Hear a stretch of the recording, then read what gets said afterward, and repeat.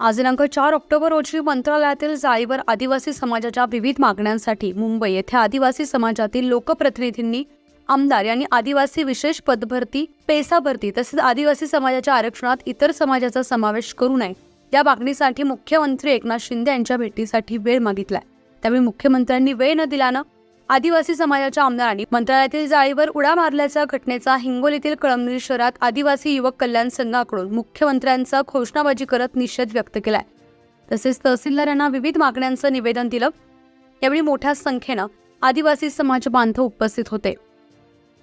आज एक महाराष्ट्र शासनाला आपण या ठिकाणी खऱ्या अर्थाने एक लाजिरवाणी गोष्ट घडलेली आहे। ज्या पद्धतीने आपण लोकशाहीचं राज्य म्हणतो आणि या ठिकाणी आदिवासी आमदारांना जर 3-3 दिवसापासून माननीय मुख्यमंत्री या ठिकाणी वेळ देत नसतील आदिवासी प्रश्नांच्या बाबतीमध्ये आणि याला कंटाळून काही आमदारांनी मंत्रालयामध्ये त्या जाळीवर उड्या मारल्यात, हे खऱ्या अर्थानं या राज्यातल्या 1 कोटी आदिवासी जनतेचा या ठिकाणी माननीय मुख्यमंत्री साहेब या ठिकाणी अपमान करत आहेत।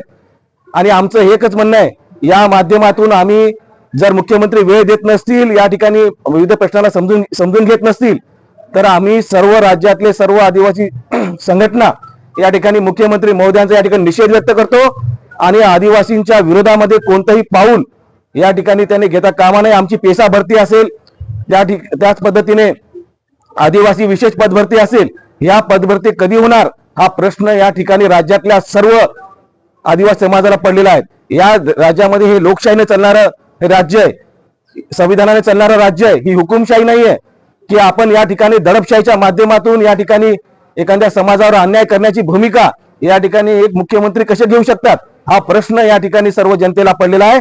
आज आम्ही या ठिकाणी माननीय मुख्यमंत्री महोदयांचा या ठिकाणी निषेध व्यक्त करतो। त्यांनी वेळ देत नसतील, ते वेळ देत नाहीत, हे फार गंभीर या पद्धतीचं पाऊल मी या ठिकाणी समजतो।